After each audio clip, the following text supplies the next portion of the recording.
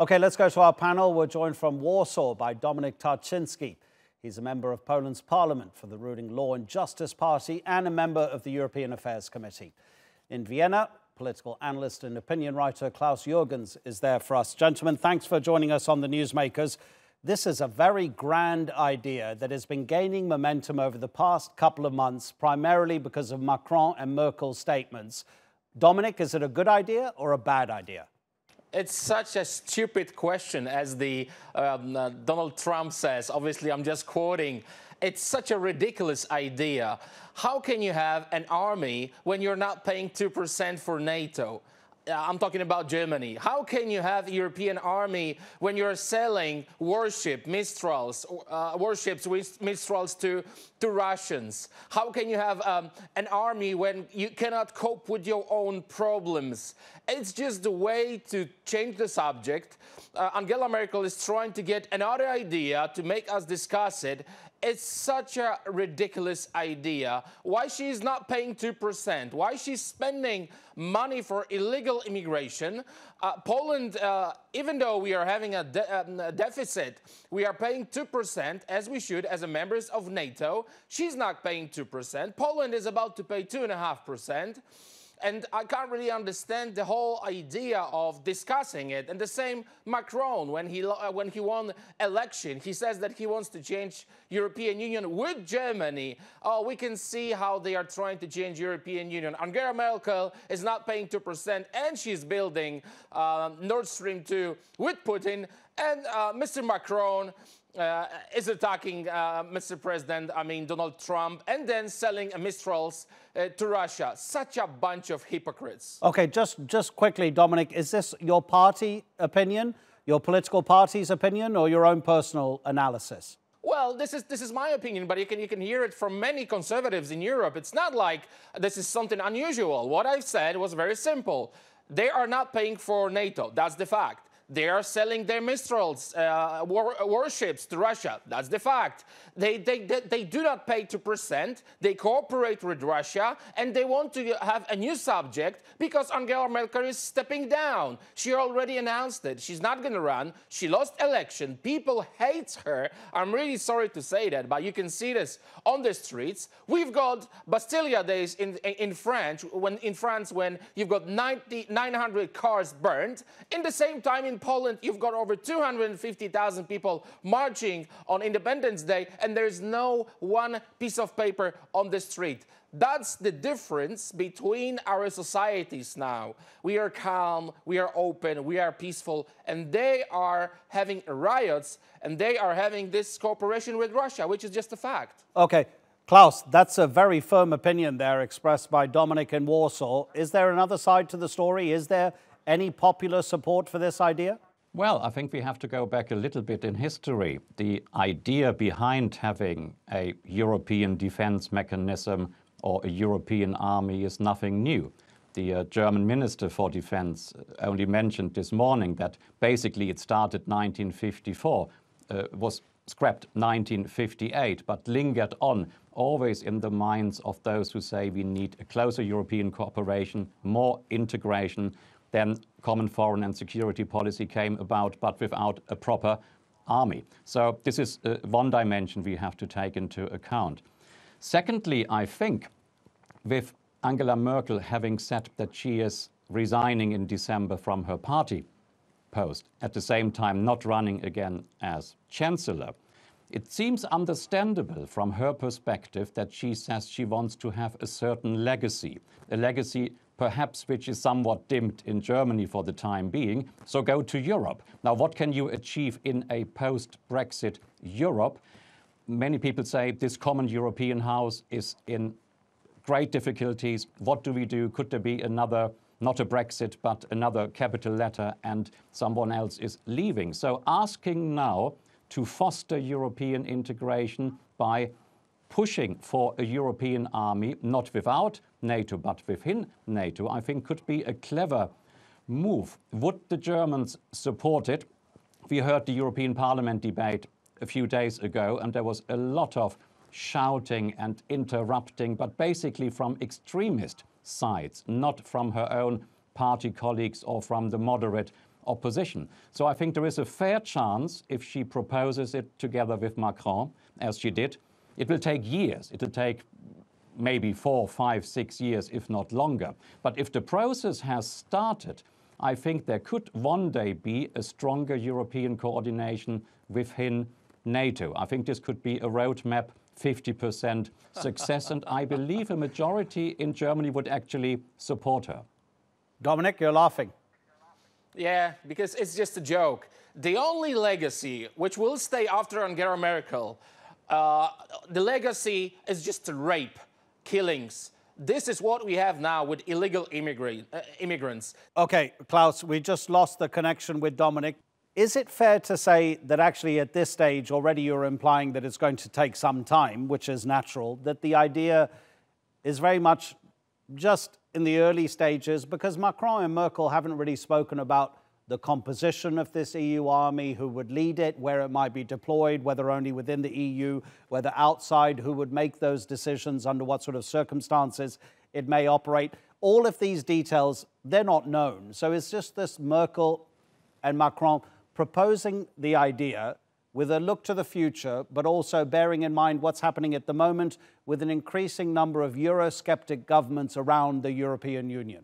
Yes, I think this is a very, very fair analysis. You cannot expect anything, definitely not in or after the meeting in Brussels.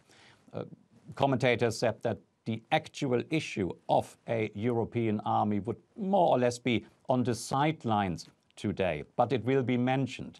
Now, what Mrs. Merkel said in her speech and afterwards was that initially she can imagine that there would be a humanitarian dimension, rescue operations, that there would be joint training exercises, step by step, perhaps leading to a full-fledged army. But she is very well aware of Realpolitik à la Deutschland. This will take quite a long time. But if the ball gets rolling, and we shouldn't forget, there is this certain uneasiness with the Trump administration and whether the Europeans should not take more matters into their own hands, including defense. And this public sentiment could very well open the door to seriously discuss what could a European army within NATO actually achieve. Mrs. Merkel said we have at present 150 to 160 different weaponry systems, machinery systems, paperwork systems, education and training systems, different tanks, different everything, whereas compared to America's only 50 to 60. There is another dimension linked to it, which is a huge cost-saving factor, which will always go down well with the public vote.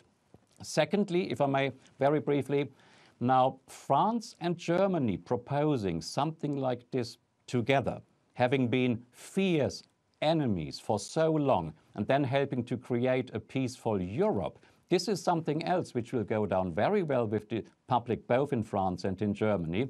Why not safeguard this peace even more by jumping, by going the final step and suggesting a European army? So I think there is much more to it, instead of only hoping that Mrs. Merkel would have a short-term European legacy because things at home went a little bit awry. I think if this is really discussed in seriousness, this could pave the way for a fully fledged common foreign and security policy, the capital S then leading to a European army. But it will not take ages, but it will take a long, long time. I think at the moment 26 EU member states are seriously interested in at least discussing it. But would they really go so far to drop national interests, to drop part of their national history, legacy? It is very difficult even trying to create a joint command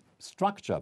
But by all means, why not discuss it? I am neither 100% in favor, neither 100% against. It is something, if it helps Europe to safeguard peace in a post-Brexit world. Why do I link it? Because Europe is worried what will happen next. by all means, I would give it the benefit of the doubt. And I think a majority of the people in France and Germany, with all modesty said, would do so too. It's very interesting that, having asked you about whether this might be a reaction to Eurosceptic governments that have been recently elected in the past few years in the European Union, you mentioned the Trump administration. And of course, we all know that both Merkel and Macron have spoken about now the unreliability of the United States as a key ally, specifically because of Donald Trump. But when you look historically, that military alliance that is NATO has been absolutely critical, not only to peace in Europe, but also working around other countries in the world, namely Afghanistan, for example. Would it not possibly be more prudent for Angela Merkel and Emmanuel Macron to sit tight and wait for the end of Donald Trump's term in office, whether that's another 2 years or whether it be another 6 years? Yes, you are absolutely correct. I mentioned the Trump dimension. Yes. Now, I would, with all modesty again, say there is the Trump dimension, and sitting it all out, playing the waiting room game might be more prudent. But at the same time, I am not 100% certain whether the Trump factor is the 51% factor. I think what you mentioned before, that there are populist movements in Europe, that there are extreme parties coming to power, at times even sharing governments. I think this is what worries Macron and Merkel much more, not only from their own political survivor's instinct, but how do European societies develop anyway? Now, I think Trump is very helpful coming in to say we need more European independence, we need a stronger Europe, we can't rely 100% perhaps on what comes from Washington. We don't agree with some of the policies, sanctions, you have it, you name it. But at the same time, you have to stem the populist tide in and within European Union member states. Now, with Britain leaving, some argue, could there be a resurgence towards the far right, towards extreme parties, even more than we see it today? How can we hold this house, Europe, together? So why not propose a completely new set of policies which were sidelined up until now? Why not suggest a European army to help building this house, Europe, with an even more solid foundation? I think we have the Trump dimension, as you mentioned, but I think it is the 51% of trying to bring Europe back on track, and Trump would be 49%. Yes, but what about the danger? I think it's a very, very strong European dimension. Sure, but what about the danger of this EU army potentially undercutting NATO? And then, exactly as we've heard, the arguments about most European countries who are members of NATO not paying that 2% of their GDP, not spending that amount on defense. Why not increase the amount up to 2%, which was agreed a few years ago that NATO members would have to do that? Even Germany doesn't do that. There are very few. In fact, the United States, the UK, Greece, and Estonia, believe it or not, are the only 4 countries that actually do that who are members of NATO. Why not concentrate on NATO, a tried and trusted military alliance that has backing of the world's greatest military, which is still an ally of Europe? That's a very good question. I think reading between the lines, what political commentators sometimes may do, coming back one time to the uneasiness about some things which emanate from Washington, what the European public more or less agrees on is that there is peace in Central Europe, and that this peace should be guaranteed and safeguarded. Now, with a stronger European vocation, and Merkel and Macron and the German and the French as the renewed engine, in particular after London will have left very, very shortly. Now, there are 2 superpowers, two star players, so to speak, Berlin and Paris. Now, if they want to take matters into their own hands to bring this to the people, and they would probably rather say we invest into a stronger Europe within NATO instead of simply complying with the 2% formula. Why would people question a 2% in the first place? The reason is not because people do not trust NATO anymore. Some people simply argue, well, there is peace, at least within Europe, so what will NATO's role be in a wider world? And why should individual EU member states talk about this and talk about that? Why do we not talk with one voice? And exactly here lies the problem. Will those EU member states ever talk about one voice with regards to defense? I think if we have a new program 4 to 5 years from today, we would probably still discuss it. So I think it's a work in the making. People are worried about spending too much money on defense. People want to spend money differently. Elections in Bavaria showed it. It is all about the individual. It is about ecological issues. It is about everything but asking, are we safe? Is our national security threatened by a foreign attack? None of this, of course, features anymore. And what about German-French friendship? Now, after the Second World War, and I'm part of this baby boomer generation, our parents still were not extremely happy about it. And they said, wow, look, how has all this changed? Former enemies became friends. I do see this very strong Franco-German dimension in all of this, safeguarding and promoting peace for good and forever. And then I think Europeans would perhaps even say, okay, now we actually are ready to pay the bill. For the time being, I think asking that NATO will be provided with more funds, I think it's very risky if you go to the next elections. So I don't want to divide NATO from this idea, which is a blueprint for the future perhaps. But there is no dissentiment about NATO. No one wants to leave NATO as far as I'm concerned. But people are questioning whether Europeans could not even take some of these defense issues into their own hands. And could they not even do it better? You know, this old joke, when I want to talk to Europe, whom do I call? Now, this question would be over. There would be one joint command structure. But setting up a joint command structure will take years. And this is a modest understatement. Klaus, really appreciate it. Klaus Jurgens speaking to us from Germany about this idea of Angela Merkel and Emmanuel Macron's about an EU army. Thanks for your time.